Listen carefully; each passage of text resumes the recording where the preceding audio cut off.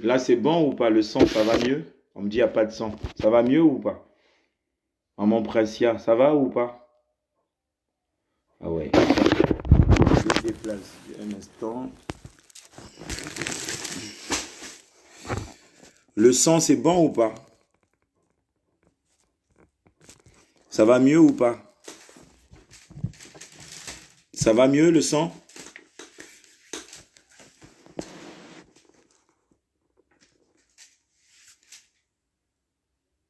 Il n'y a pas de son. Ok. Alors, c'est comme je disais tout à l'heure, essayons de partager, essayons justement de publier, d'identifier la vidéo sur nos murs.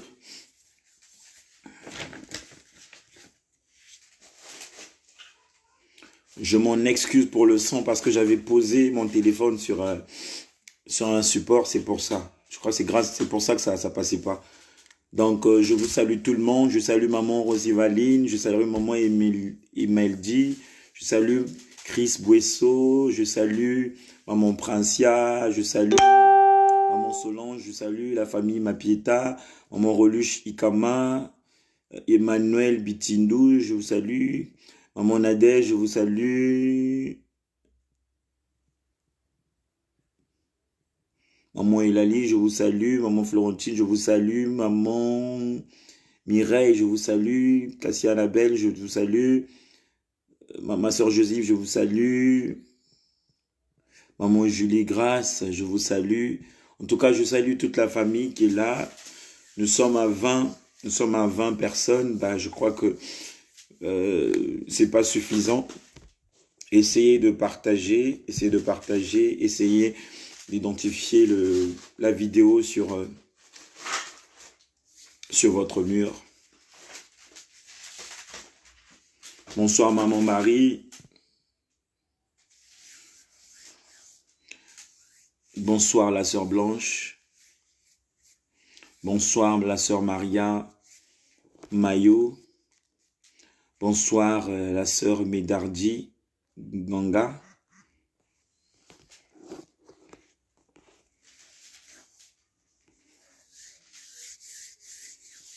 J'espère que vous avez passé un bon week-end par la grâce du Seigneur.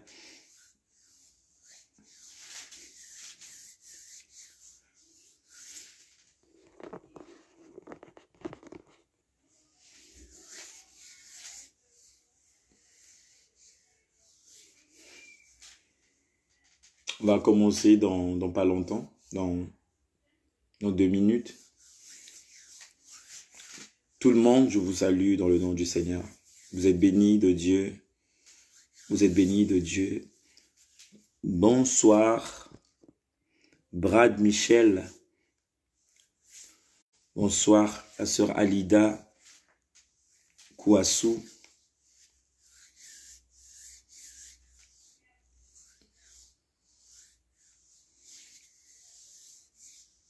Maman Mado, bonsoir.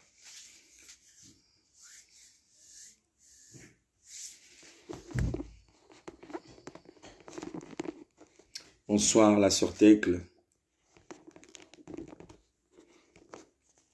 Bonsoir, maman Julie, Victoire.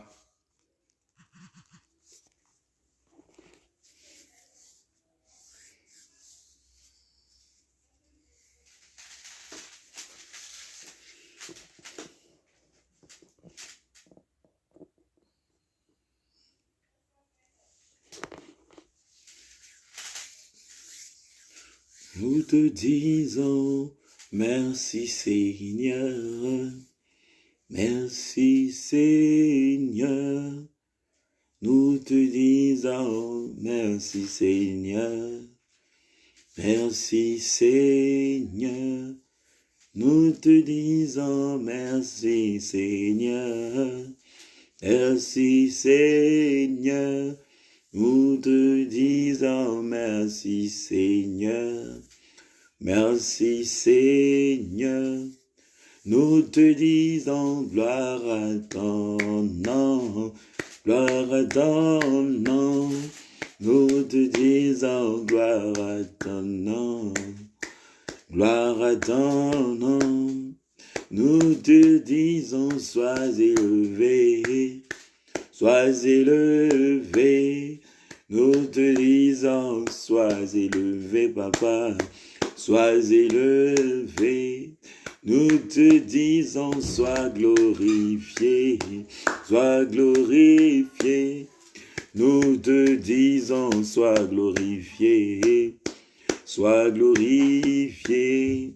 Nous te disons, gloire à Seigneur, gloire au Seigneur. Nous te disons, gloire au Seigneur, gloire au Seigneur. Oh, nous te disons, merci Seigneur, merci Seigneur. Nous te disons, merci Seigneur. Merci Seigneur. Bonsoir Papa Roger, bonsoir Maman Réginette. Oh, nous te disons merci Seigneur, merci Seigneur. Bonsoir Maman Rosie Valine. Oh Papa, merci Seigneur. Merci, merci Jésus. Merci, merci Jésus. Merci, merci Jésus de tout cœur. Merci, merci Jésus. Merci, merci Jésus. Merci, merci Jésus de tout cœur. Oh, merci Jésus. Merci, merci Jésus. Merci, merci Jésus. Merci, merci Jésus de tout cœur. Merci, merci Jésus. Merci, merci Jésus. Merci, merci Jésus de tout. Oh, sois élevé Jésus, sois élevé. Bonsoir Maman Wellborn, Jésus de tout cœur. Oh, sois élevé. Bonsoir Emmanuel, sois élevé Jésus. Bonsoir Maman Alexia, sois élevé Jésus de tout cœur. Gana pesa yoni, gambe nanga na pesa yoni. Gana pesa yoni, gambe nanga na pesa. Una maso sali na pesa yoni. Nanga na pesa, una butwa lelo na pesa yoni. Gambe nanga na pesa yoni. Oh papa na pesa yoni, gambe nanga na pesa. Una libala nanga na pesa yoni. Gambe nanga na pesa. Na famille yo na pesa yoni, gambe nanga na pesa yoni. Oh na pesa yoni, gambe nanga na pesa yoni. Oh oh mon Dieu, tu es bon. Oh mon Dieu, tu es bon. Oh mon roi, tu es bon. Tu es bon pour moi, tu es bon. Oh, mon Dieu. Bonsoir Jonas. Bonsoir maman Émérance. Oh mon Dieu, tu es bon pour moi, tu es bon, le Dieu qui guérit, tu es, oh le Dieu d'amour, tu es bon, le Dieu de paix, tu es bon pour moi, tu es bon, le Dieu de grâce, tu es, oh il est puissant, tu es bon, il est merveilleux, tu es bon pour moi, tu es bon, oh mon Dieu, oh, oh mon roi, tu es bon, oh mon Père, tu es bon pour moi, tu es bon, oh mon Père, tu es bon, tu es puissant, tu es bon, tu es merveilleux, oh tu es bon pour moi, tu es bon, oh mon Dieu, tu es bon, oh mon roi, tu es bon, oh mon Père, tu es bon pour moi, oh le Dieu qui guérit, tu es bon, le Dieu d'amour, tu es bon, le Dieu de joie, tu es bon pour moi, tu es bon. Quand l'Esprit de Dieu habite en moi, je chante comme David. Quand l'Esprit de Dieu habite en moi, je chante comme David.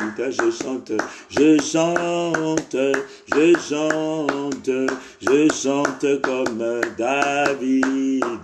moi je chante, moi je chante, moi je chante comme David.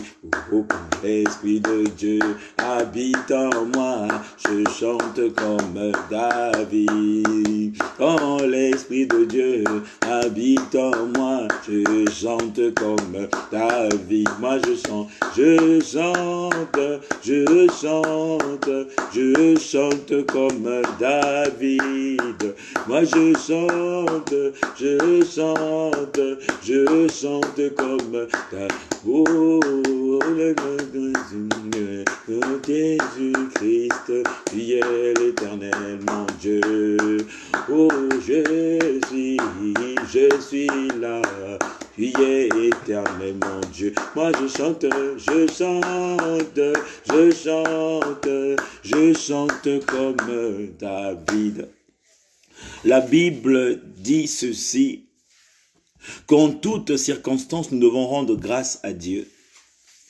En toutes circonstances, nous devons rendre grâce à Dieu. En toutes circonstances, nous devons rendre grâce à Dieu. Et la même Bible nous dit encore que Dieu, notre Père, il est le maître des temps et des circonstances. Dieu, notre Créateur, il est le maître des temps et le maître des circonstances. Il a donné ce temps et il gère cette circonstance. Mais nous allons lui rendre grâce parce qu'il nous le dit lui-même dans sa parole, qu'en toutes circonstances, rendons grâce à Dieu. Rendons grâce à Dieu, c'est une prière de reconnaissance que nous allons faire. Une prière d'action de grâce que nous allons faire. Une prière de reconnaissance. Une prière d'action de grâce. C'est une façon de prouver à Dieu comment nous sommes reconnaissants. Comment nous sommes reconnaissants de tous ses bienfaits. Nombreux sont morts. Nombreux sont malades. Nombreux sont en difficulté, où ils ne peuvent même pas ouvrir leur bouche pour parler. Mais toi et moi, nous avions eu cette grâce. Alors pour cela, on va lui dire merci. Toi et moi et nos enfants et nos maris et nos femmes, nous avons trouvé grâce aux yeux du Seigneur. On va lui dire merci. Ça ne coûte rien. Ça ne coûte rien. On va lui dire merci. Seigneur, notre Dieu, nous te bénissons, ô roi des cieux, nous te disons merci pour ton amour infini. Nous t'élevons, Seigneur, nous te rendons grâce parce que tu es excellent, tu es merveilleux, tu es bon, Père. Grâce à toi, nous sommes réunis dans ta présence. Grâce à toi, moi et ta famille, Père, et ton peuple, nous sommes unis ce soir. Tu es le maître des circonstances. Père, dirige ces circonstances. Seigneur, nous te bénissons.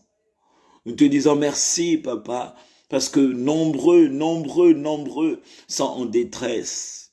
Nombreux sont perdus. Nombreux sont égarés. Plusieurs personnes, Père, ils sont dans le coma. Il y en a d'autres, mon Dieu, ils ont perdu le chemin. Ils ont perdu la raison. Ils ne savent plus quoi faire, où aller. Ils n'ont même plus le temps d'écouter ta parole. Il y en a d'autres qui veulent bien écouter ta parole, mais la situation dans laquelle ils se trouvent ne leur permet pas, Père de grâce. Mais nous, tu nous as choisis, tu nous donnes ce privilège de demeurer dans ta présence, de venir dans ta présence. Ô Dieu de grâce, pour ce que tu fais, je te dis merci. Pour ce que tu fais dans la vie de ma sœur, je te dis merci. Pour ce que tu fais dans la vie de mon frère, je te dis merci, Seigneur. Ô tendre Père, que la gloire te revienne. Que la gloire te revienne, que la gloire te revienne, éternel Dieu, que la gloire te revienne, que toute la gloire te revienne, Seigneur. Seigneur, maintenant nous allons rentrer, Seigneur, dans cette prière d'humilité, Papa. Nous allons faire cette prière d'humilité, Seigneur, car l'humilité précède la gloire, dit ta parole. Et tu nous dis, Seigneur, que si nous ne confessons pas nos péchés, tu ne les pardonnerais point, Seigneur. C'est pourquoi nous venons à toi, Père, par cette prière d'humilité, afin que tu puisses nous pardonner.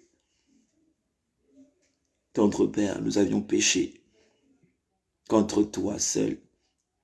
Nous avons marché contrairement à ta volonté. On a fait ce qu'il ne fallait pas faire. On a dit ce qu'il ne fallait pas dire. Ô éternel Dieu, pardonne-nous. Pardonne nos fautes, Seigneur. Là où nous sommes tombés, tu connais. Mais nous venons à tes pieds te soumettre toutes nos faiblesses, toutes nos iniquités, Seigneur, tous nos péchés, Papa, qui sont noirs maintenant comme la cramoisie, Père. Ô Dieu du pardon, pardonne nos péchés. Pardonne tous nos péchés, Seigneur. Consciemment ou inconsciemment, on a péché. Mais nous te le confessons, tendre Père, afin que tu nous pardonnes. Oui, notre Dieu, j'implore le sang de l'agneau. Moi et cette famille, nous implorons le sang de Jésus, le sang de la rédemption, le sang de l'agneau, que le sang de l'agneau daigne sur nous pour nous laver complètement, pour nous purifier de nos péchés, pour nous sanctifier de nos péchés, pour enlever tout ce qui ne glorifie pas le nom du Seigneur en nous. Même le péché mignon, même le péché que nous avions eu à faire en pensée, que ce péché soit lavé par le sang de Jésus, soit purifié par le sang de Jésus, et que nous devenions blancs comme neige, éternel Dieu. Esprit de vérité, esprit de sagesse, esprit d'intelligence, esprit de révélation. Nous t'appelons, ô divin Maître, cher Saint-Esprit de Dieu, nous avions besoin de toi. La parole nous dit que nous ne pouvons rien faire sans toi. C'est pourquoi nous t'appelons, divin Maître, viens au milieu de tes serviteurs. Et la Bible dit, là où 2 ou 3 personnes sont assemblées au nom de l'Éternel, toi, tu es au milieu d'eux. Et j'ose croire que, divin Maître, tu es présent maintenant. Tu es là, justement, pour nous embraser. Tu es là justement pour nous remplir de ta plénitude. Tu es là justement pour nous remplir de ton autorité. Tu es là justement pour nous remplir de ta puissance. Tu es là pour nous remplir de ton intelligence. Tu es là pour nous remplir de ta sagesse. Tu es là pour nous remplir de ton discernement. Tu es là pour nous apporter la lumière. Oui, car la parole de l'Éternel est une lampe à nos pieds et une lumière sur nos sentiers. Mais nous avons besoin de toi, divin Maître, afin que nous arrivions, Père, à comprendre ce que Dieu a prévu pour nous, mais par toi. Alors utilise-nous, localise nos cœurs, localise nos pensées, localise tout notre être, afin que nous soyons présents là où toi tu es, afin que nous demeurons là où toi tu es, dans le lieu très saint, les lieux où les pensées charnelles disparaissent, les lieux où la chair se tait, les lieux où les pensées charnelles disparaissent, mais l'esprit est disposé, et nous aussi, nous sommes disposés de communier avec toi, car tu es saint, et tu veux aussi que nous soyons saints. Alors nous te remettons ces moments, que tu sois le premier guide, que tu sois le premier conseiller, que tu sois les consolateurs aussi, que tu sois celui qui va fortifier, que tu sois celui qui va fermer, que tu sois celui qui va rendre inébranlable, que tu sois celui qui va parler, mais que nos chairs disparaissent, que nos chairs se taisent et que tu prennes le dessus au début et à la fin, au nom de notre Seigneur Jésus-Christ. Amen. Toi qui es là, tu es béni dans le nom de Jésus. Tu es béni dans le nom de Jésus. Tu es béni dans le nom de Jésus. On nous a parlé dans le thème servir ou suivre Dieu avec une conscience pure. C'est le thème de notre parole de ce soir. Servir ou suivre Dieu avec une conscience pure. Sers Dieu, suis Dieu avec une conscience pure. Toi qui sers Dieu,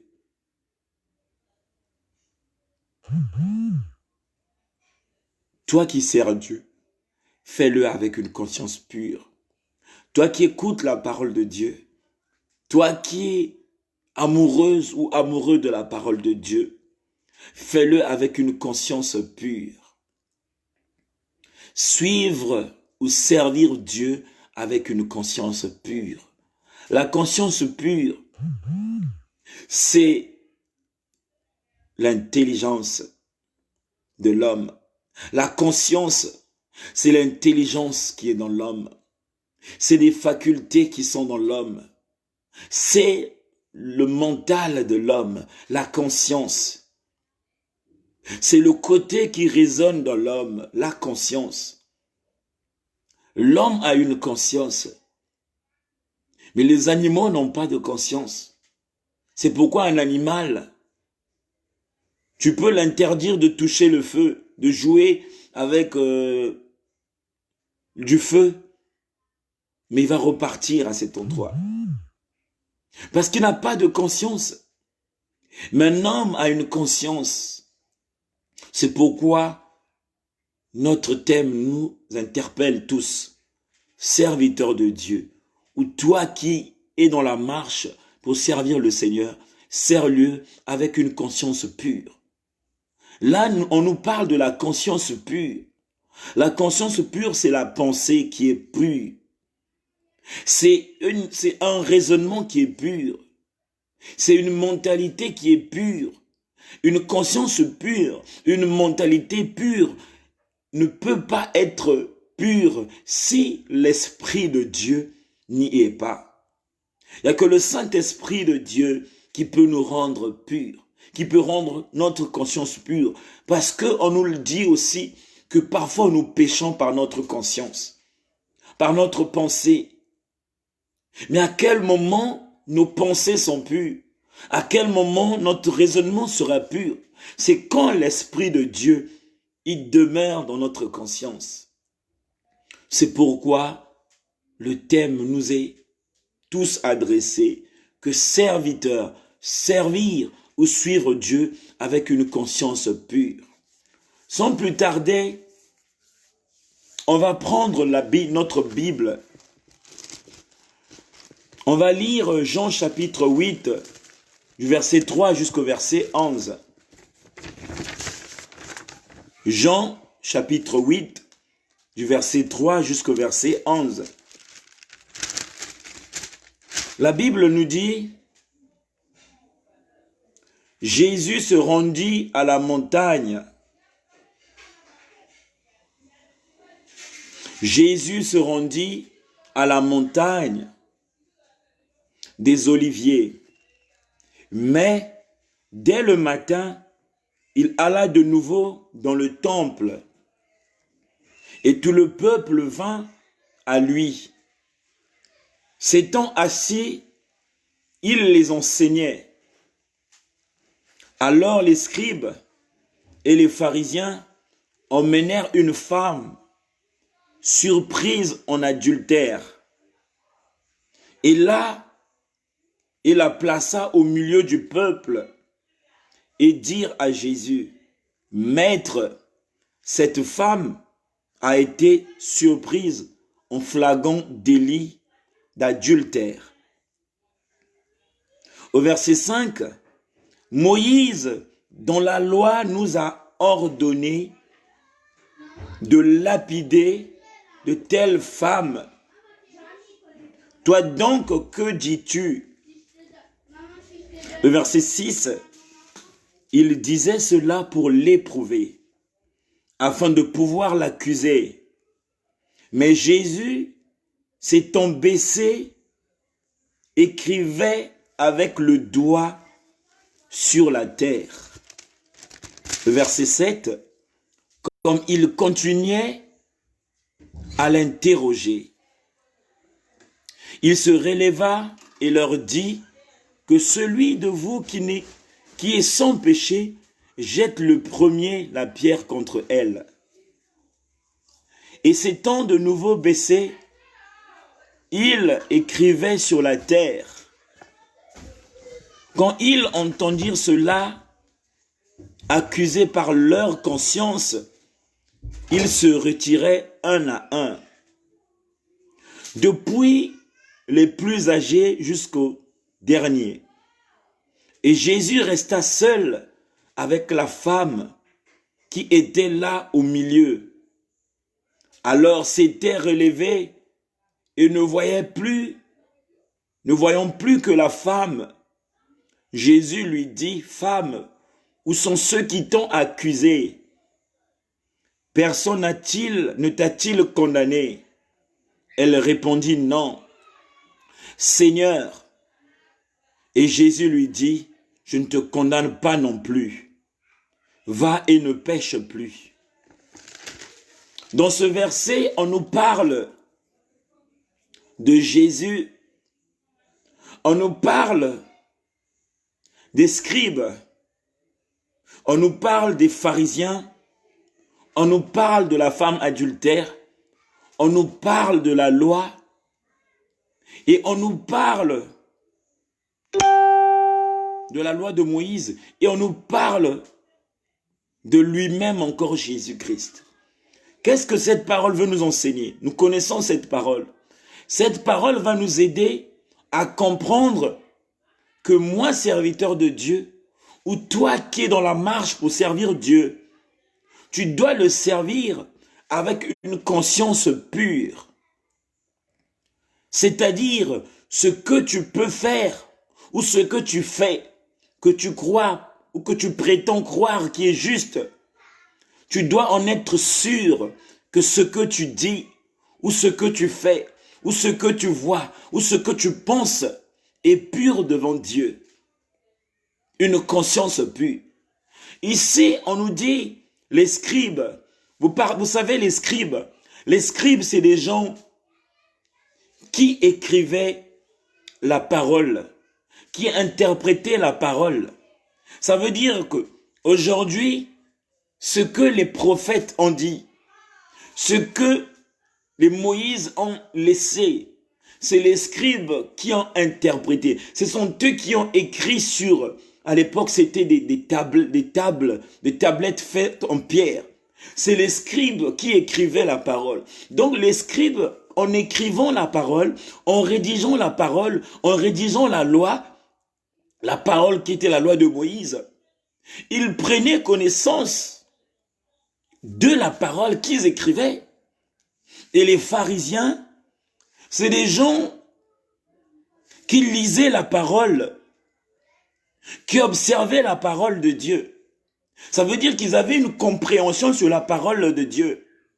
Mais la différence, c'est que les scribes et les pharisiens ont régné au temps de Moïse, au temps de la loi. Alors, ils ont surpris la femme pécheresse en flagrant délit, en train de marcher dans l'adultère. Comme ils connaissaient la loi de Moïse, comme les scribes connaissaient la loi de Moïse, ils ont voulu agir selon la loi de Moïse. Parce que la loi de Moïse disait, une femme qui mène une vie d'adultère, il fallait le lapider. Grâce à Dieu pour cette femme pécheresse, le jour qu'on l'a surpris en flagrant délit, c'était au temps du règne de Jésus. La parole vivante qui s'est faite chair, la pure parole, la pure vérité. Mais les prophètes, ils ont apporté une partie de la parole. Ils ont compris une partie de la parole. Ce que eux ils ont compris, c'était quoi? C'était le fondement de la foi. Il fallait croire en un Dieu. Et il y avait des principes pour aller vers Dieu. Mais ils ne connaissaient pas le chemin. Parce que le chemin n'était pas encore venu, Jésus-Christ. Ils ne connaissaient pas encore le Saint-Esprit de Dieu. Celui qui allait les aider à les éclairer. C'était quoi? La pure parole de Dieu. C'est pourquoi les scribes et les pharisiens, ils sont venus, ils ont voulu juger la femme pécheresse selon la loi. Et non seulement qu'ils sont venus pour juger la femme pécheresse, mais ils étaient animés par un esprit impur. Ils étaient animés par un esprit satanique. Parce que la Bible nous dit que le diable, c'est un accusateur. On nous dit que eux, le but c'était pour qu'ils accusent Jésus par rapport à ce qui devait sortir. Ça veut dire qu'ils avaient, l'esprit qui les animait avait peur de Jésus. Mais ils voulaient condamner Jésus selon la parole, selon la loi de Moïse. Ils voulaient condamner Jésus selon la loi. Est-ce que tu comprends que même avant, il y avait une guerre? Il y a les gens qui se battaient en utilisant la parole. Ils utilisaient la loi de Moïse pour faire du mal. Le diable se servait de la loi de Moïse, la parole, la loi, pour détruire, pour tuer, pour faire du mal aux gens. Mais la femme pécheresse, elle s'est précipitée de venir auprès du bon berger, de Jésus-Christ qui était la parole vivante, qui était la vérité, qui était la vie. Ils ont posé la question, les pharisiens et les scribes, à Jésus, que la loi nous dit ceci. Ils posent la question à la lumière de la parole. Mais le verset nous dit que Jésus s'était baissé. C'est le verset, au verset 6. Il disait cela pour l'éprouver. Ils étaient venus, le diable s'est servi d'eux. Ils ont pris la loi, ils en sont servis de la parole pour l'éprouver, pour voir où il peut en arriver, de quoi il est capable. Est-ce qu'il va résister? Est-ce qu'il ne va pas tomber dans le piège? Parce que le but, c'était qu'on l'accuse à la lumière de la loi, qui était la parole laissée par Moïse. On nous dit que Jésus s'est baissé. Que veut dire se baisser? J'ai souvent l'habitude de dire, l'humilité précède la gloire. Il n'a pas répondu automatiquement. Il n'a pas agi automatiquement. Il s'est baissé. Pourquoi il s'est baissé? Il a interrogé l'être intérieur. Il a interrogé le Christ parce qu'il y avait Jésus et il y a le Christ. Donc quand il a baissé, il a demandé à son Père dans le secret, qu'est-ce que je vais dire? Qu'est-ce que je vais répondre?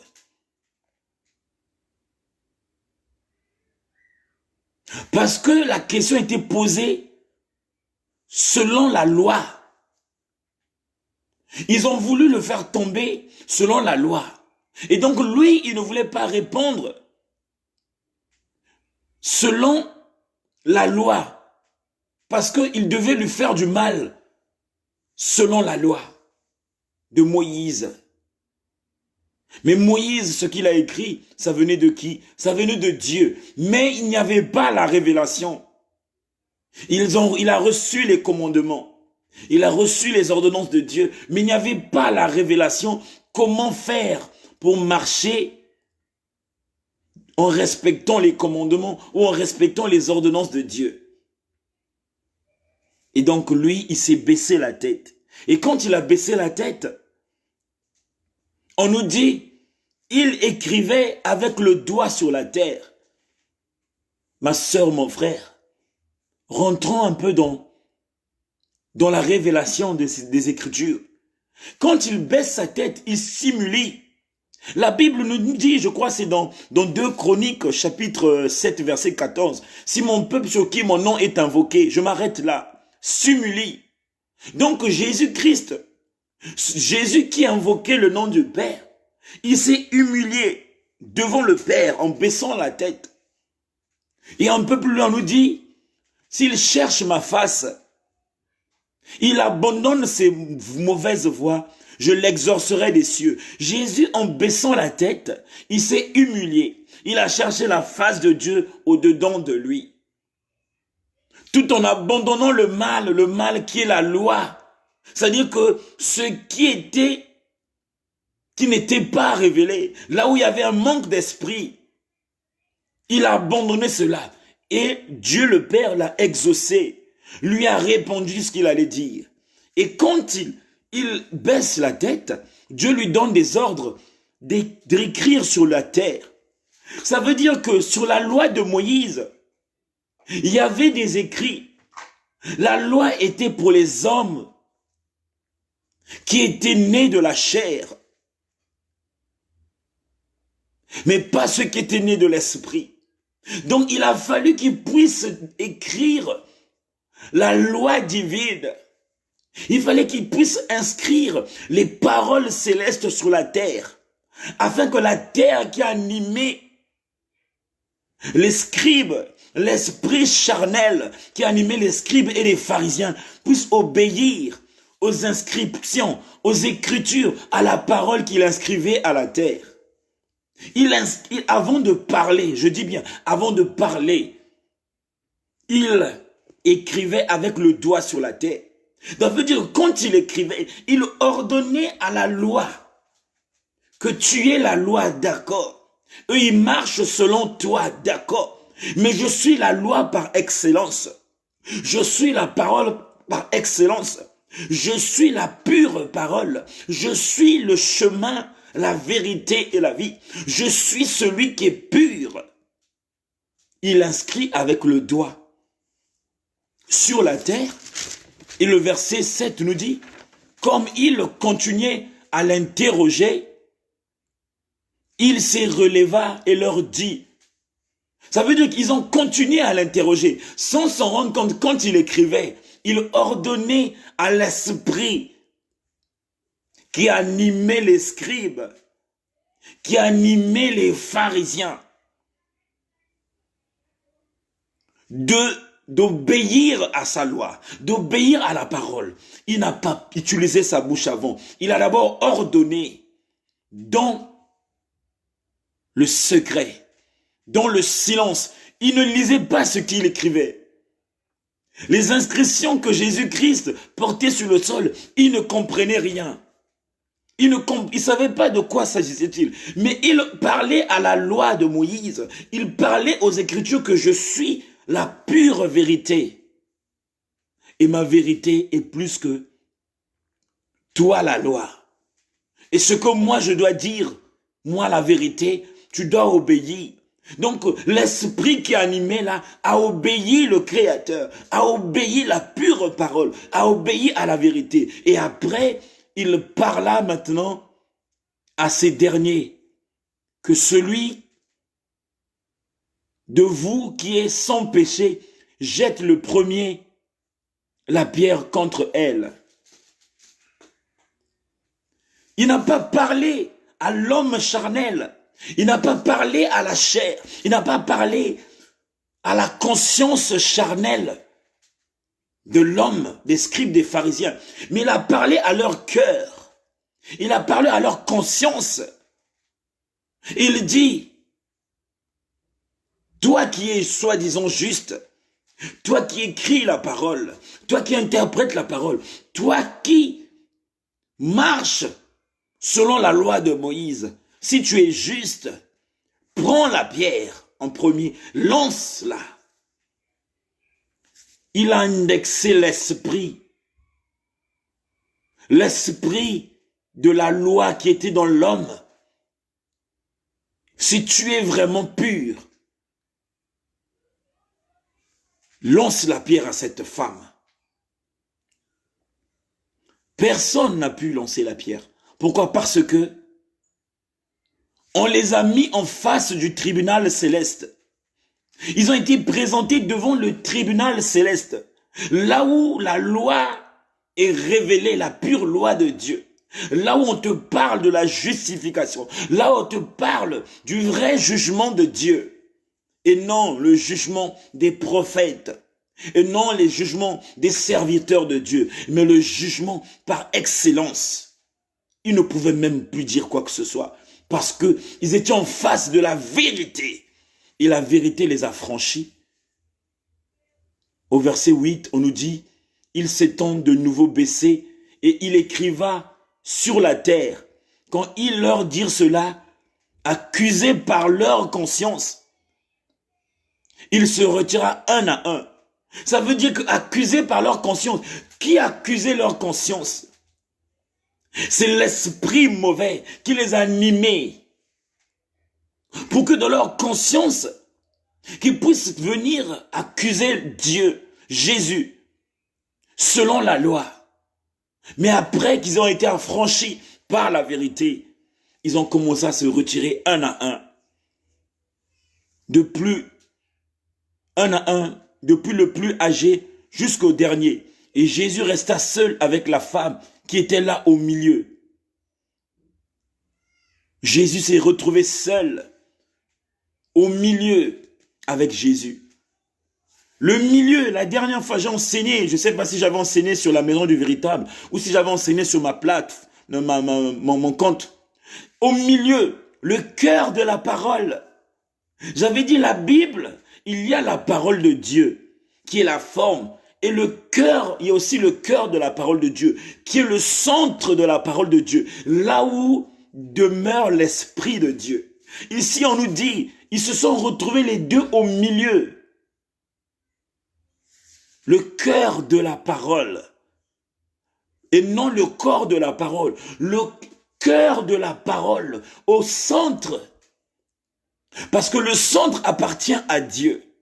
La Bible nous dit que la terre est errante et vide. L'Esprit de Dieu se mouvait sur la surface de la terre. La surface.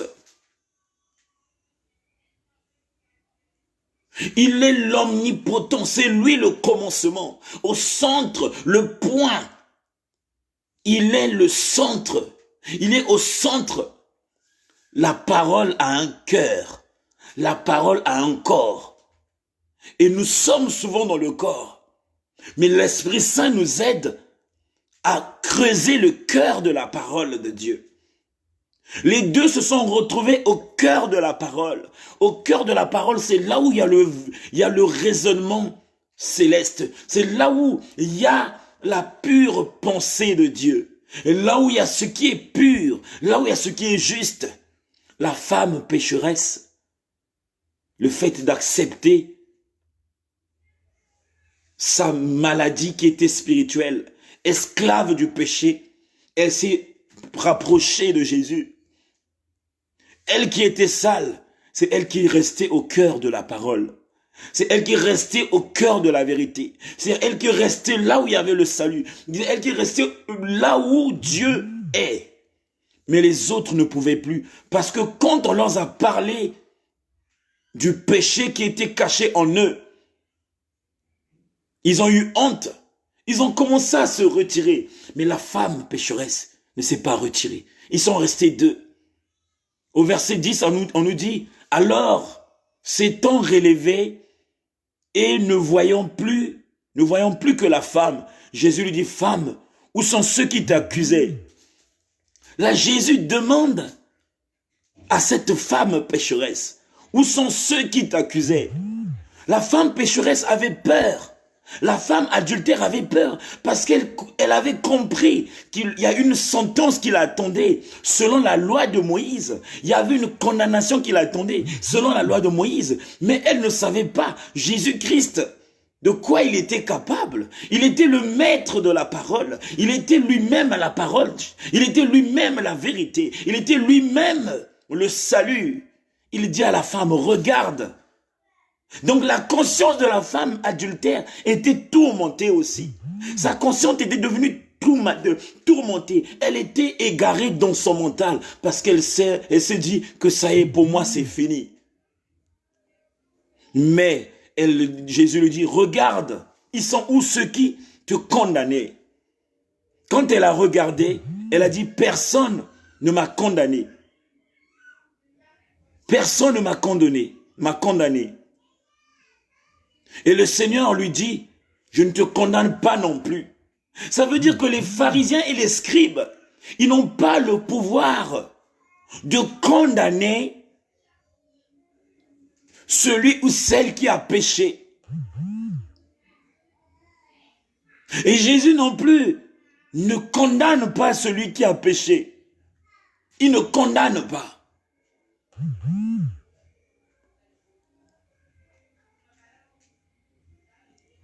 Au verset 11, on nous dit, elle répondit, non Seigneur. Et Jésus lui dit, je ne te condamne pas non plus. va et ne pêche plus. Il dit, va et ne pêche plus. Mais il y a une chose qui s'est passée. Quand la femme s'est rendue compte que ceux qui ont voulu le condamner n'étaient plus là, il s'est passé quelque chose dans sa conscience. Sa conscience qui était impure est devenue pure. Elle s'est rendue compte que mais j'avais peur pour rien. Je me culpabilisais pour rien. Je me tourmentais pour rien.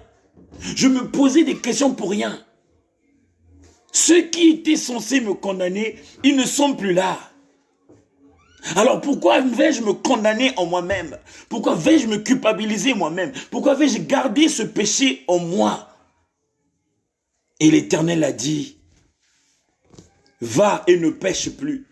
Ça veut dire le fait qu'elle a aperçu que ceux qui condamnent ou qui étaient censés condamner ne sont plus là. Elle a connu tout de suite la délivrance dans sa conscience. Elle a été libérée de la pensée négative. Elle a été libérée de la condamnation. Elle a été libérée de la culpabilité. Et Jésus l'a dit, va ne pêche plus.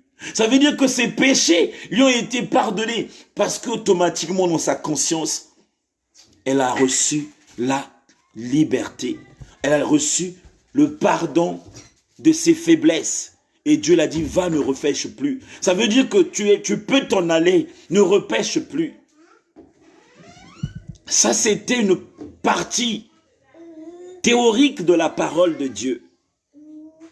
Là, c'était une partie théorique de la parole de Dieu. On va rentrer maintenant dans la partie, révélée par l'Esprit. On va rentrer dans la révélation de la parole. La Bible, nous devons la lire avec l'Esprit. Et la parole de Dieu, on doit la comprendre par l'aide de cet Esprit, par révélation. Excusez-moi. Vous pouvez venir chercher Brigitte, s'il vous plaît, là?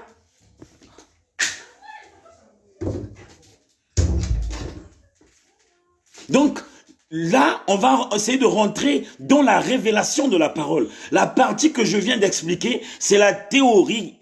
C'est la théorie. Mais on va rentrer dans la révélation de la parole.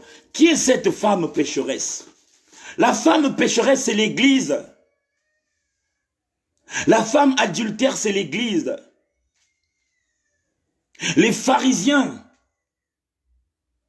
c'est ceux qui observent la parole de Dieu. C'est ceux qui parlent de la parole de Dieu. Qui se croient purs et justes, mais qui ignorent parfois en eux. Il y a un problème. Les scribes, ça peut être toi et moi, qui partageons la parole de Dieu. Que ce soit par les réseaux sociaux, que ce soit par des messages, que ce soit par un verset biblique. Oui, on communique la parole, on interprète la parole, on essaie de copier ce qui est écrit dans la parole de Dieu pour transmettre à l'autre. Oui, mais au-dedans de nous, nous sommes malades. Mais la femme, c'est l'Église. La femme adultère, c'est l'Église de Dieu. C'est l'épouse du roi. C'est l'épouse. Et l'Éternel ne reviendra pas pour chercher le pharisien ou le scribe. Mais Jésus, il viendra pour chercher l'épouse. L'épouse, c'est celui qui est perdu. L'épouse, c'est celui qui marche dans le péché. L'épouse, c'est celui qui a du mal à rencontrer Jésus. Mais les scribes avaient déjà rencontré Jésus par les prophètes, parce qu'on leur avait déjà prophétisé de la venue du Messie. Les pharisiens, c'est tous ceux qui ont commencé à parler de la parole de Dieu avant même que nous soyons nés, et nous-mêmes qui sommes là. Mais est-ce que notre conscience, nous serviteurs de Dieu, nous qui suivons l'Éternel, est-ce que nous avons une conscience pure? Parce que l'Église, c'est l'épouse. L'Église, c'est l'épouse. L'épouse, c'est celle-là qui est perdue. C'est celle-là qui n'a pas reçu Christ. C'est celle-là qui ne connaît pas encore qui est Christ.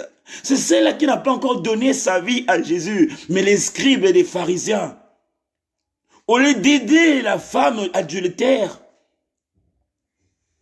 à rencontrer le Père, à rentrer dans la demeure du Père, à connaître la vérité, et pour qu'elle aussi un jour, elle fasse la même chose, ils l'ont condamnée. Ils ont voulu la condamner selon la parole de Dieu, selon la loi de Moïse. L'Esprit me dit ceci, que l'Éternel est venu chercher. Il était venu chercher les malades et non ceux qui sont en bonne santé. Il nous parle parce qu'il veut que notre conscience soit pure. La conscience est différente des paroles. La conscience est différente des actes. La conscience est différente de la tenue que nous pouvons porter, qui reflète l'image des saints, qui reflète l'image des gens justes, qui reflète l'image, les gens qui sont dans la vérité. Parler, l'habillement, les actes sont contraires à la conscience. La conscience est le côté caché que l'homme ne peut pas lire. Moi, je ne peux pas lire ta conscience. Personne ne peut lire ta conscience si ce n'est que Dieu, si ce n'est que l'Éternel Dieu des armées. Je ne peux pas lire ta conscience parce que je peux te mentir. Tu te diras que je te dis la vérité. Mais Dieu sait que ce n'est pas une vérité, c'est le mensonge. Les gens de ce monde peuvent te tromper en prenant comme support la Bible, la parole de Dieu.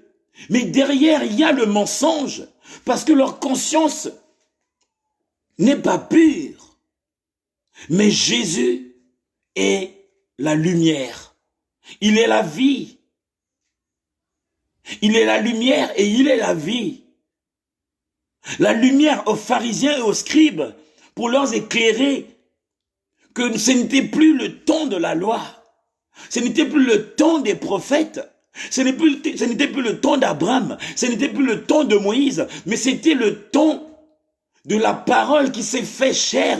Jésus qui était venu, non pour abolir la loi, mais pour accomplir la volonté du Père. C'est-à-dire que le reste, la loi, c'était une partie, c'était le fondement de la foi. Comment reconnaître celui qui cherche Dieu? C'est celui qui croit en Dieu, oui. C'est celui qui lit les Écritures, oui. C'est celui qui observe la loi de Moïse, oui. Mais il manquait quelque chose parce qu'il n'y avait pas une alliance. Les scribes et les pharisiens n'avaient pas une alliance. Et Jésus-Christ était l'alliance qui allait lier celui qui vient à Dieu, qui vient à son Père, mais qui passe par Jésus. Donc les scribes, il fallait qu'ils puissent recevoir la parole qui éclaire la loi. Les pharisiens, il fallait qu'ils puissent recevoir la parole qui éclaire la loi. Parce qu'ils pouvaient regarder l'intérieur de l'homme. Ils pouvaient regarder les profondeurs de l'homme. Ils pouvaient regarder la conscience de l'homme. Parce qu'il avait compris que ces gens-là se sont servis de la loi de Moïse pour m'accuser, pour que je puisse faillir et qu'ils puissent me condamner, qu'ils puissent me faire du mal et faire du mal à la femme adultère. Mais l'Éternel, qui connaît tout, qui sait tout, qui voit tout, quand il a fléchi sa tête, le Père l'a exaucé des cieux et lui a dit, pose-leur la question. Est-ce qu'ils sont justes? Eux qui observent ma parole, est-ce qu'ils sont vrais? Pose-leur la question. Et quand tu leur as posé la question, tu ne peux pas t'échapper de la vérité. Tu ne peux pas tromper la vérité. Tu ne peux pas échapper la vérité. Tu ne peux pas te tromper la vérité. Ils ont eu honte, ils ont disparu. Qui es-tu, ma sœur? Qui suis-je, mon frère? Est-ce que ma conscience, elle est pure? Je ne parle pas de mes actes. Mes actes peuvent être purs selon l'homme, mais l'Éternel, il attend une conscience pure. Une conscience pure. Une conscience pure. L'Éternel viendra chercher son épouse qui est l'Église. Il viendra chercher l'épouse. Et le cœur de Dieu souffre pour les âmes qui sont égarées. Le cœur de Dieu souffre pour les âmes qui sont égarées. Le cœur de Dieu ne souffre pas pour les scribes ou les pharisiens ou moi qui communique la pensée de Dieu. Parce que Dieu sait que j'ai déjà compris une petite partie. Et si je continue à demeurer en lui, si je continue à demander la volonté de Dieu, si je continue à demander de l'aide à l'esprit, il va m'orienter et il va renouveler mon intelligence, il va renouveler ma compréhension de la parole de Dieu. Au fur et à mesure, je veux m'approcher du royaume de Dieu. Je veux m'approcher du royaume de Dieu. Je veux m'approcher du royaume de Dieu. Au fur et à mesure. Les apôtres ne pouvaient pas goûter les choses d'en haut sans être préparés, sans être équipés. Moi, je ne peux pas interpréter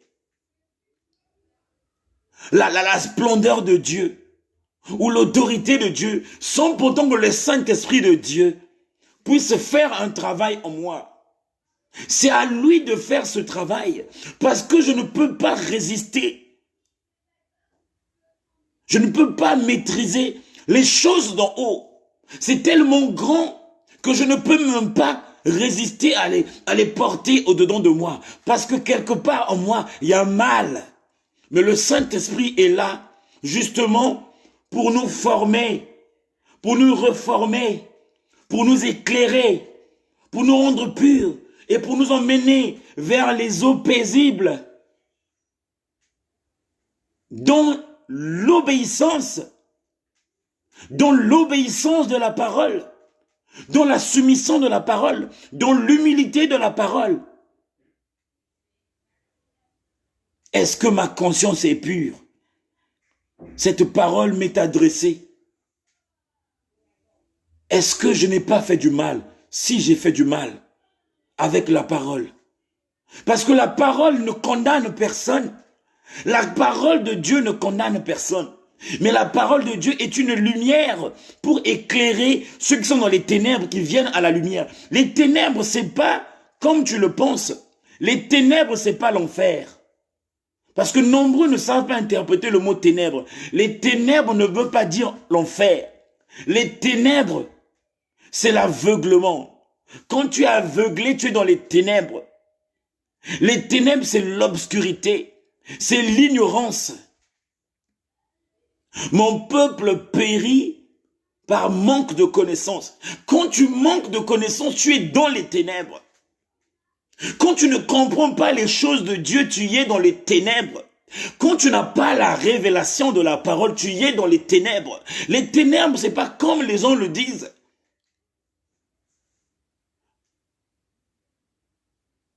Les ténèbres, c'est l'obscurité. En français, vous pouvez chercher la définition. Les ténèbres. Les ténèbres. C'est pourquoi il nous a envoyé le consolateur. Il nous a envoyé le guide pour que le Saint-Esprit de Dieu nous aide à apercevoir la pure lumière.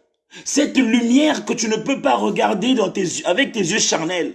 Tu risques de les perdre. Parce que Paul, quand il a regardé, il a perdu sa vue. Parce que c'est une lumière qui est puissante. Et à cause du péché qui est en lui, il a perdu la vue. Mais quand le Saint-Esprit t'apprend au fur et à mesure de comprendre, d'apercevoir cette lumière, petit à petit, tu vas comprendre que tu as eu à tuer des gens sans en apercevoir. Tu as eu à condamner les gens sans pourtant que tu t'aperçoives. Tu as fait du mal aux gens sans le savoir parce que tu croyais connaître, mais au fond, tu ne connais pas. C'est pourquoi l'humilité précède la gloire. L'humilité, pas dans le sens comme l'homme le dit, que je suis humble, quand on te voit tu es humble. Non, l'humilité du cœur. L'humilité du cœur.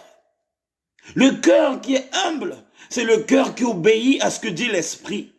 Le cœur qui est humble, c'est le cœur qui reconnaît la voix de l'Esprit. Le cœur qui est humble, c'est ce cœur qui a compris que parfois, il faut se retirer du monde. Il faut te mettre en retrait pour aller demander la volonté de Dieu. Jésus qui a fléchi sa tête, ce cœur d'humilité, il a cherché la réponse à Dieu. Il n'a pas tremblé, il a demandé, Père, ce qu'ils disent c'est vrai. Mais face à cette situation, comment vais-je agir? Il n'a pas pris la parole pour leur répondre automatiquement, mais il est rentré au-dedans de lui. Parce qu'il ne voulait pas aussi non plus condamner ceux qui voulaient condamner la femme pécheresse. Il n'a pas voulu condamner les pharisiens ou les scribes, parce qu'il savait qu'ils n'avaient pas encore l'esprit, ils n'avaient pas encore la révélation. Donc il ne voulait pas perdre ni les pharisiens, ni les scribes, ni la femme. Donc les trois, il voulait qu'ils puissent connaître la pure vérité. Mais serait-il moi à la place, je les aurais certainement condamnés par un verset biblique, par une parole de connaissance. Mais il a juste posé la question. Si quelqu'un reconnaît au-dedans de lui qui est juste, qu'il prenne la pierre. Il n'a même pas dit, toi, il n'a pas indexé. Il a utilisé une parole qui est partie pour éclairer leur cœur. Il a utilisé la lumière de la parole, la lumière qui a éclairé leur cœur. Et ils se sont mirés eux-mêmes que oui, nous ne sommes pas prêts. Nous ne sommes pas vrais nous-mêmes. Nous sommes faibles. Ils se sont retirés. Ça veut dire qu'ils ont été aussi se confesser. Servir ou suivre Dieu avec une conscience pure. Le but de l'Éternel, c'est que personne ne manque le royaume des cieux. Le but de la parole de Dieu, c'est que personne ne rate les cieux. Dieu, dans sa bonté, il a envoyé son Fils unique Jésus. Et Jésus-Christ étant sur la croix, en pleine souffrance, en pleine douleur, quand il a regardé ceux qui l'ont crucifié, quand il a regardé ceux qui l'ont tapé, quand il a regardé ceux qui l'ont outragé, qui l'ont fait du mal, il s'est rendu compte. C'est vrai que le péché a été condamné dans la chair. Ils étaient animés par un mauvais esprit. Mais en vrai, il ne voulait pas perdre un de ces derniers. Il voulait que même ceux qui l'ont fait du mal héritent le royaume des cieux.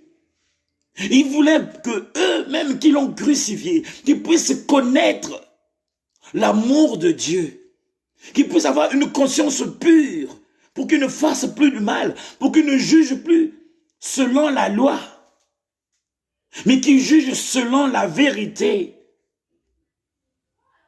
C'est là où il pria pour eux. Père, pardonne-leur, car ils ne savent pas ce qu'ils font. Mais toi et moi, nous allons dire, ils savaient ce qu'ils faisaient. Toi et moi, on va dire, ils savaient, parce que quand ils ont pris le marteau, ils étaient conscients. Mais leur conscience n'était pas pure. Parce qu'ils étaient animés par un esprit malin.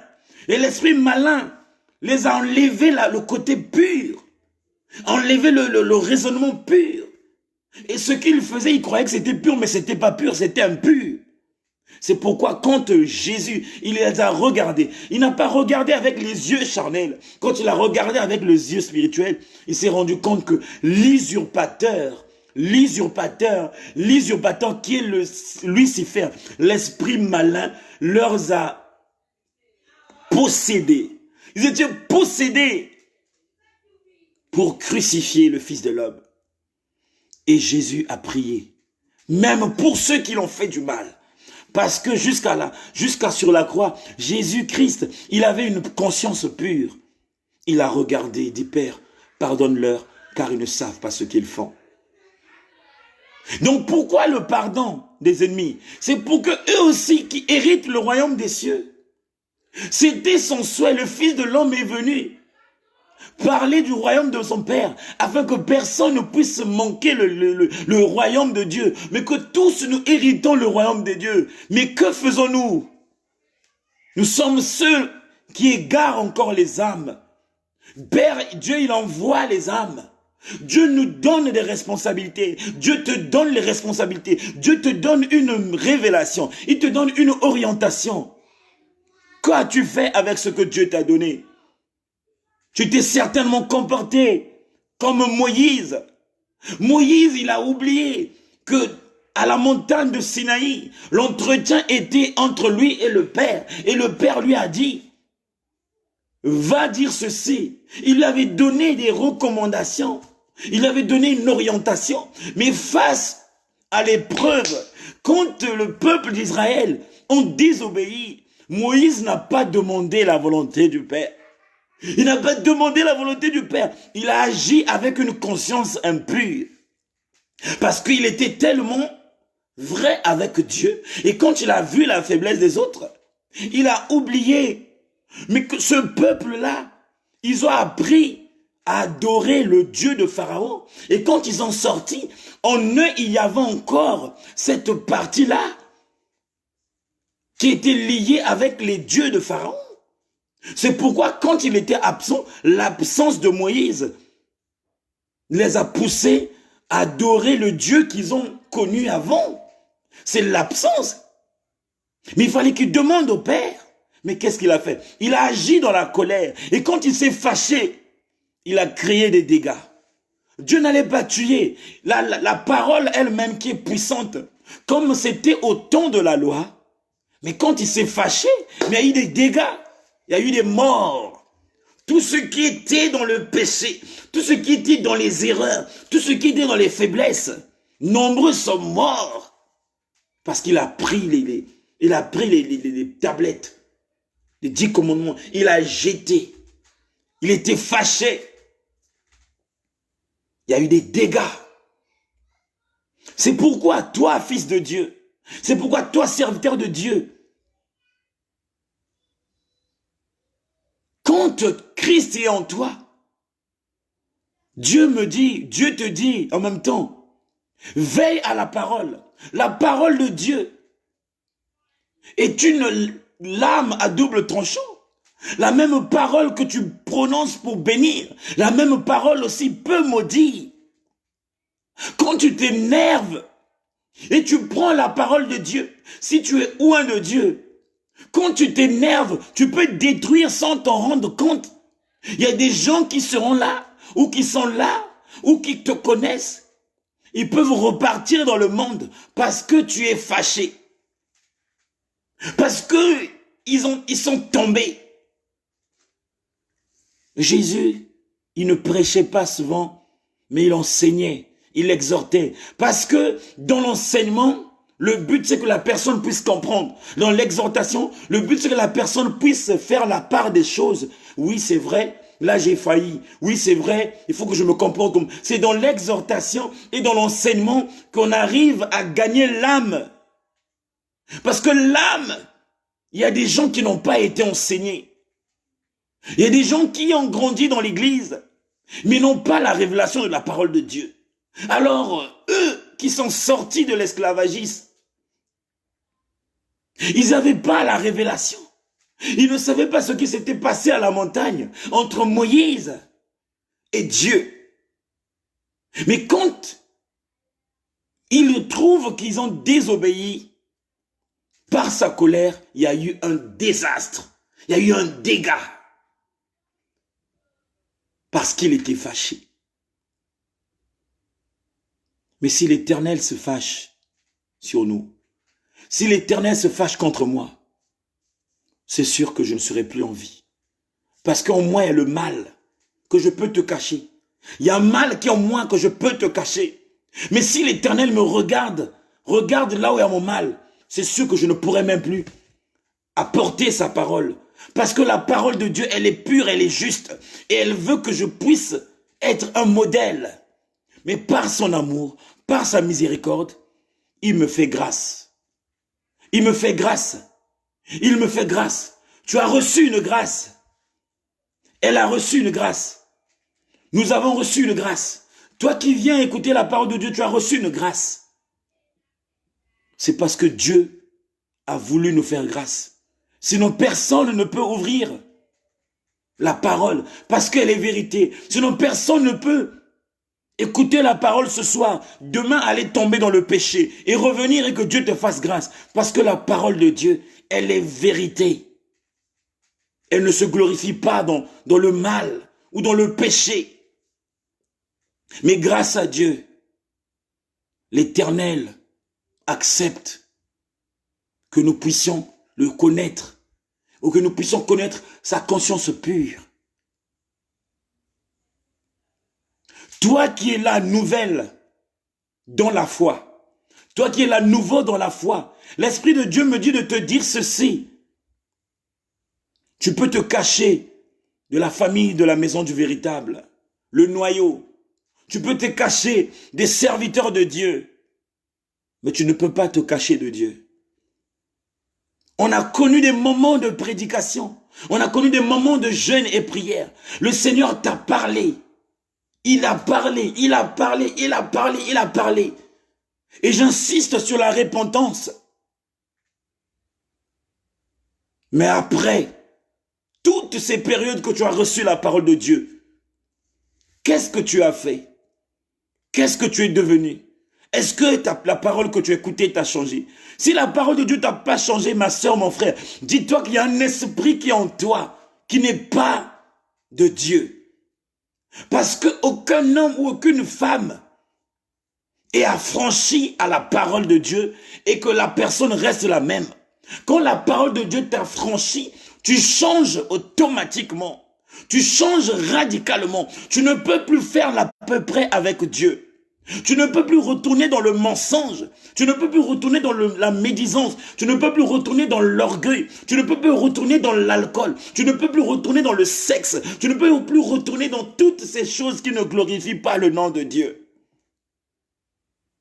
Mais parce qu'on parle du déconfinement, et pour toi aussi, le déconfinement est devenu ton Dieu. Tu as repris dans ta vieille vie. La femme pécheresse, l'Éternel a dit, va, ne pêche plus. Toi aussi, pendant les moments de prière que nous avons connus, Dieu t'a pardonné, il t'a racheté, il t'a délivré. Les moments de prédication que tu as reçus, Dieu t'a visité, il ne t'a pas condamné. Il t'a dit, va, ne pêche plus. Mais ma soeur, mon frère, c'est pas à moi, je n'ai pas à te condamner. La même parole que tu as reçue, c'est la même parole qui va t'affranchir. Tu seras jugé à la lumière de la parole. Si Jésus-Christ est descendu au séjour de mort, c'est pour aller annoncer même les morts qui n'avaient pas écouté la pure parole, qui puissent connaître la vérité, pour que le jour du jugement, quand il viendra, que personne ne dise que je n'avais pas connu la vérité, j'avais seulement connu la loi de Moïse. Il est descendu même pour aller prêcher les morts en esprit. Toi qui étais mort en esprit, toi qui étais mort en esprit, tu étais mort parce que tu n'avais pas la révélation dans ton église, tu n'avais pas reçu la révélation là où tu as grandi dans la foi, mais par la grâce de Dieu, au travers les serviteurs de Dieu, au travers la maison du véritable, au travers les pasteurs que tu as rencontrés dans ta vie, dans leur prédication, tu as écouté la vérité et tu as pris cette vérité, tu l'as mis de côté. Ma soeur, mon frère, tu peux te cacher des serviteurs de Dieu, mais tu ne peux pas te cacher de Dieu, car l'Éternel voit tout, il connaît tout, il sait tout. Si tu reviens vers les serviteurs de Dieu pour demander de l'aide dans la prière, pendant que tu sais dans ta conscience impure, tu es dans le faux, tu n'es pas dans la vérité, les prières des serviteurs de Dieu ne produiront pas le fruit en toi. Le soutien des serviteurs de Dieu dans ta vie ne portera pas un fruit en toi. Parce qu'en toi déjà, il y a la conscience impure. Mais il faudrait que tu aies une conscience pure. Que ta vie soit différente avec celle d'hier. Parce que Jésus-Christ ne t'a pas condamné. La parole de Dieu que tu as écoutée ne t'a pas condamné. Au contraire, elle t'a libéré du jugement des hommes. Mais à cause de ta désobéissance, à cause du manque de soumission, Dieu va te fermer sa porte. Parce que Dieu n'aime pas partager sa gloire avec un autre. Tu as reçu la grâce de Dieu, c'est sa gloire. Tu as vu la main de Dieu dans ta vie, c'est sa gloire. Et il ne peut pas accepter que ce que tu as reçu, qu'un autre maître puisse s'en servir, qui est le monde de l'autre maître. Il va retirer sa gloire. Il va retirer ses bénédictions. Il va retirer sa grâce. Il va même retirer son nom. Certainement ton nom est inscrit dans le livre de vie. Le jour que tu as été sincère dans ta prière. Mais après quelque temps, tu es reparti dans le monde. Il va retirer ton nom dans le livre de vie. Parce qu'à chaque jour suffit sa peine, la Bible dit. À chaque jour suffit sa peine. À chaque jour suffit sa peine. À chaque jour suffit sa peine. Tous les jours, Dieu t'évalue. Tous les jours, l'Éternel évalue sa créature. Moi, Dieu m'évalue tous les jours. Aujourd'hui, je peux bien me comporter. Je pourrais avoir une bonne évaluation. Demain, il va encore m'évaluer. Tous les jours, l'Éternel nous évalue. Ma sœur, tu as été bien évaluée hier. Mais est-ce qu'aujourd'hui tu es bien évalué? Est-ce que demain tu seras encore bien évalué? C'est pourquoi on nous dit, marcher avec Dieu, c'est donner sa vie à Dieu. Marcher avec Jésus, c'est donner ta vie à Jésus. Quand tu donnes ta vie à Jésus, tu ne peux plus la prendre pour la diriger. Quand tu donnes ta vie à Christ, c'est pour l'éternité, c'est à vie. Tu ne peux pas lui prêter ta vie, reprendre ta vie, aller dans le péché, demander pardon. Ma sœur, mon frère, c'est ça. La conscience impure. Mais Dieu te parle à la lumière de sa parole. Toi, serviteur de Dieu, ou toi qui suis la parole, qui écoute la parole de Dieu, toi qui demeures dans la présence de Dieu, tu dois avoir une conscience pure. Une conscience pure. La conscience, c'est ton secret. C'est ce qui est caché au-dedans de toi. Tu juges les gens, tu prémédites des gens. Là, tu as repris avec ta vie en cachette. C'est pas à nous. C'est pas aux serviteurs de Dieu de te condamner. C'est pas aux scribes de te condamner. C'est pas aux pharisiens de te condamner. Mais c'est celui-là lui-même, le Dieu, le Créateur. Il va te juger selon tes œuvres. Il ne condamne personne, mais il juge l'homme selon ses œuvres.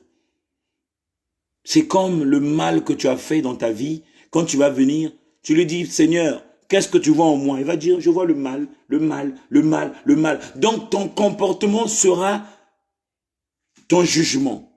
Si tu t'es bien comporté, ça veut dire que Dieu, ce qu'il va voir en toi, c'est ce qu'il va dire. Je vois que l'amour, je vois que la vérité, je vois que la sanctification, je vois que l'obéissance, je vois que le droit chemin dans ta vie. C'est ça qui va déterminer ta relation avec Dieu. C'est pas la parole que je peux te donner ou que je peux te prêcher. Mais c'est ce qui est en toi. Ta conscience. Ta conscience. Ta conscience, ma sœur. Les gens parlent en ce moment de la fête de Pentecôte. Que nous sommes au temps de la Pentecôte. Nous ne sommes pas au temps de la Pentecôte. Il n'y a pas eu deux Pentecôtes. La dernière fois, on avait dit qu'il y a un seul Dieu. Il y a un seul esprit. Il y a un seul Dieu, il y a un seul esprit. Ça veut dire, tous les jours, quand tu rentres dans la présence de Dieu, c'est ta Pentecôte. Quand tu rentres dans la présence de Dieu, tu appelles l'Esprit de Dieu. Tu y es, c'est ta Pentecôte. Mais les gens sont restés sur le calendrier des Juifs, sur le calendrier des hommes spirituels. Mais Jésus-Christ est l'homme spirituel excellent. Dès lors que tu rentres dans la présence de Dieu, dès lors que tu es rempli de l'Esprit, c'est l'image de la Pentecôte. Parce que la Bible nous dit ceci, que les apôtres étaient réunis dans la maison de Cénacle. C'était au temps de la Pentecôte. Et l'Esprit était descendu, les a remplis de sa plénitude. Ils ont parlé des langues étrangères. Alors toi qui es rempli du Saint-Esprit de Dieu, quand tu es connecté à Christ, tu te mets à parler en langue. C'est l'acte de la Pentecôte, un acte de foi. Tu t'es connecté à l'Esprit de Dieu et Dieu parle en toi. C'est l'image de Pentecôte. Mais c'est dommage. Quand je dis c'est dommage, parce que on reste sur la forme de la parole. On n'aime pas rentrer dans le cœur de la parole. Dans le cœur de la parole. Rentrons dans le cœur de la parole, on comprendra que tous nos jours soient remplis de Pentecôte. Que nos vies de prière soient toujours accompagnées de l'Esprit. Quand l'Esprit descend, c'est la Pentecôte. Quand tu es dans la présence du Saint-Esprit, quand l'Esprit de Dieu est à l'œuvre, c'est la Pentecôte. Fête, calendrier, ça c'est l'homme qui a commémoré que non, c'était à telle année, c'était, oui, c'est pas mauvais, c'est juste pour situer les gens parce qu'il y a des gens, il faut leur donner une orientation, il faut leur donner une conduite. Oui, les gens c'est des bébés spirituels, mais toi qui écoutes la parole de ce soir, ne reste plus dans la forme de la parole, ne reste plus dans la forme de la parole. Prends la forme de la parole et le fond de la parole. Prends le corps de la parole et le cœur de la parole de Dieu. Dès lors que tu te connectes à l'Esprit, tu y es, c'est ta Pentecôte. Mais on est là, c'est là, au temps de la Pentecôte, on ne doit pas faire ceci. Mais Dieu, il dit, il est omniprésent. L'Esprit de Dieu est omniprésent. Dès lors que l'Esprit de Dieu descend, c'est ta Pentecôte si tu veux. Mais on est là en train de... Voilà. C'est dommage, je dis. C'est dommage parce que plusieurs chrétiens, plusieurs serviteurs de Dieu, plusieurs hommes de Dieu, la Bible dit que la lettre tue. La parole de Dieu nous dit la lettre tue. La lettre tue. Comprenez ce que ça veut dire, la lettre tue. Si tu restes sur la forme, tu vas mourir. Je te parle de la mort, pas de la mort charnelle. Je te parle de la mort de l'esprit. Tu seras aveuglé. Tu attendrais vendredi. Tu vas respecter le jour de sabbat comme les pharisiens. Ils ne pouvaient pas faire un miracle. Parce qu'au temps de sabbat, les miracles étaient interdits. Mais Jésus, il est venu pour accomplir, il est venu pour, c'est-à-dire éclairer, donner la vérité. Mais nous, parfois, nous marchons selon la loi de Moïse. On croit on a abandonné la loi de Moïse. Il y a des gens qui marchent selon la loi de Moïse. Il est écrit. Mais oui, il est écrit dans la Bible, oui. Mais que dit l'Esprit? Il est écrit, oui, dans la Bible, mais que dit l'Esprit dans la parole? Il a dit et pourtant que Jésus nous a dit ceci, ceux qui vont le servir, ceux qui vont le servir en vérité, ceux qui seront vrais avec lui, il fera plus que ce que lui il a fait. Ça veut dire que nous aurons des révélations. Et on va connaître une grandeur, une plénitude de Dieu qui va compléter ce qu'il nous a dit. Mais on reste dans la loi, la forme de la Bible, la forme de la parole. Rentrons dans le cœur de la parole. Et pour terminer, personne n'est responsable de la vie spirituelle de la créature de Dieu. Je dis bien, personne n'est responsable de la vie spirituelle de la créature de Dieu. Dieu, quand il a créé l'homme à son image et à la ressemblance, il n'a pas demandé la vie de quelqu'un. Dieu, quand il a créé le ciel et la terre, il n'a pas demandé la vie de quelqu'un. Dieu, quand il a mis en place les ministères, il n'a pas créé la vie de quelqu'un. Dieu, quand il a choisi les apôtres, il n'a pas demandé la vie de quelqu'un. Dieu, quand il a révélé à Paul, il n'a pas demandé la vie de quelqu'un. Que personne ne sois responsable de la vie spirituelle de la créature de Dieu. Sinon, tu risques de tomber pour rien. Il y a un Dieu qui est là. Barnabas, il a baptisé Paul, mais n'était pas responsable de la vie spirituelle. Je vous prends cet exemple juste pour dire, toi qui invites ta sœur pour venir écouter la parole de Dieu, ne dis pas que non, c'est grâce à moi que cette sœur écoute la parole de Dieu. Ne prends pas la responsabilité sur sa conversion en le Seigneur. Tu risques de pécher pour rien. C'est Dieu qui t'a animé, c'est Dieu qui t'a convaincu, c'est lui qui t'a touché pour inviter l'autre pour venir écouter la parole de Dieu. Ne prends pas la responsabilité de la vie spirituelle de l'autre. Ça risque de te coûter cher. C'est Dieu lui-même qui inspire. Dieu peut te toucher et tu invites l'autre. Moi, dans la maison du véritable, j'ai ramené une famille. Il y a des proches que j'ai ramenés dans la maison du véritable. Mais je ne suis pas responsable de leur vie spirituelle. Car je sais que la maison du véritable est une plateforme qui apporte la parole de Dieu. Donc, je ne suis pas responsable de leur vie spirituelle. Je ne pourrais pas être derrière leur vie spirituelle, car c'est Dieu qui nous a choisis. C'est pas nous qui avons choisi Dieu. C'est Dieu qui nous a choisis. C'est pas nous qui avons choisi Dieu. Que personne ne soit responsable de la vie spirituelle de quelqu'un. Parce que si Dieu expose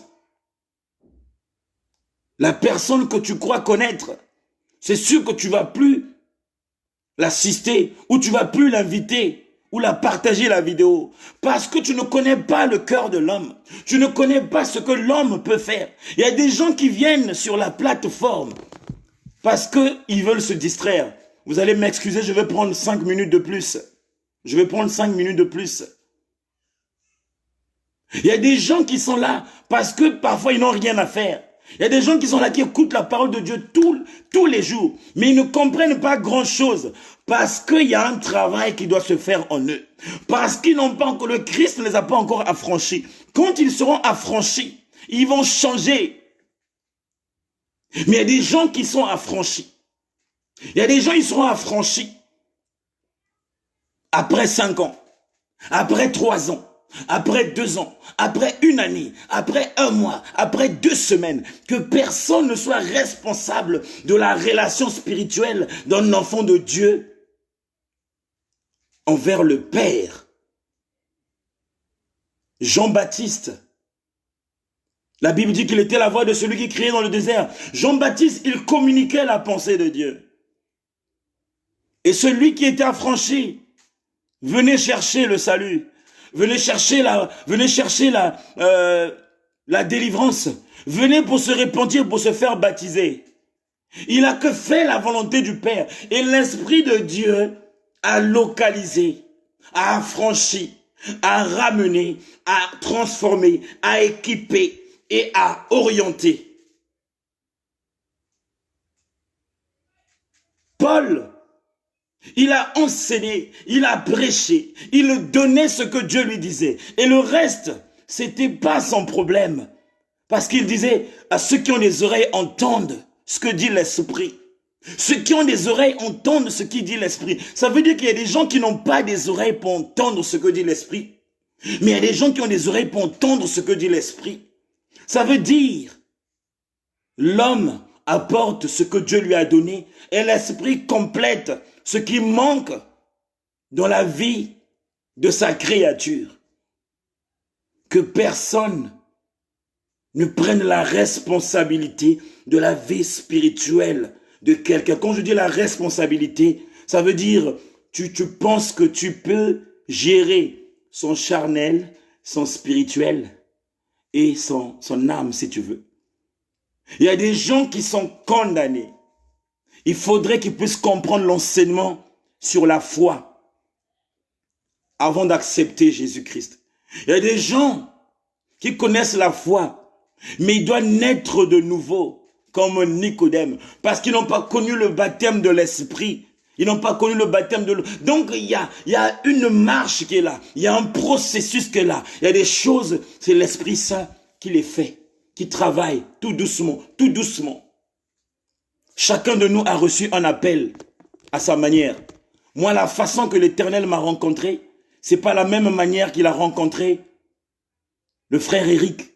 La façon qu'il a rencontré le frère Eric, C'est pas la même façon qu'il a rencontré Maman Diana.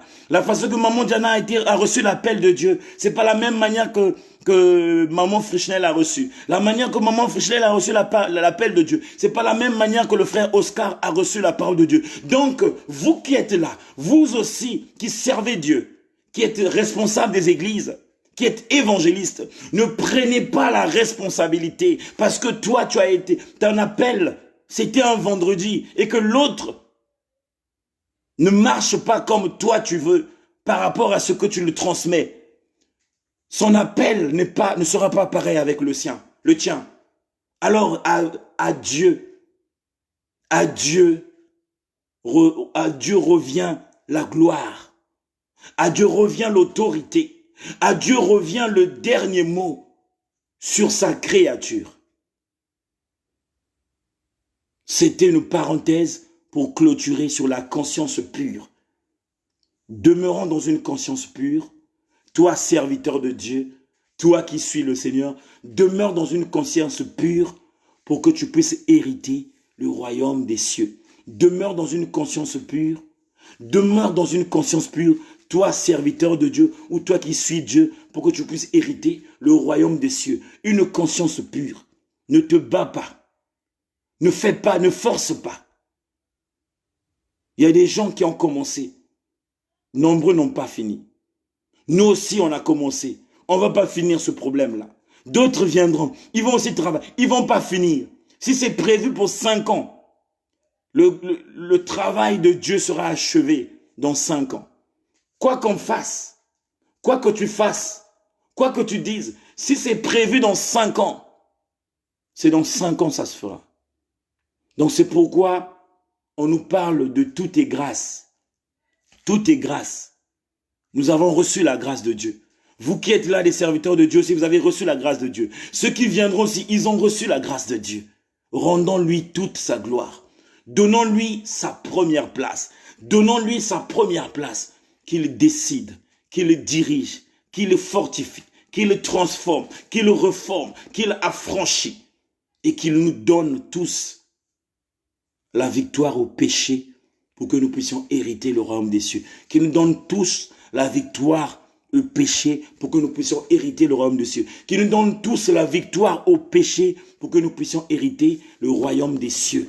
Amen. Nous sommes à la fin. Je vais prier et après, je vais vous dire une bonne soirée. Pendant que je vais prier, tu vas prier pour ta sœur qui est là, tu vas prier pour ton frère qui est là, que la grâce de Dieu demeure en elle, que l'Esprit de Dieu règne et que l'amour de la parole de Dieu grandisse encore au-dedans de ta sœur afin d'être affranchi. Éternel Dieu des armées, je te bénis pour ces moments que j'ai passés dans ta présence avec tes enfants. Je sais que quelqu'un a été touché, c'est que quelqu'un a été affranchi, je sais que tu as éclairé, Père. Je remets la vie de tes enfants entre tes mains. Je prie que ta grâce soit sur eux et que ton esprit de vérité demeure au-dedans d'eux afin qu'ils fassent, Seigneur, ta volonté. Tendre Père, bénis ta parole et bénis-moi aussi, bénis aussi cette grande famille.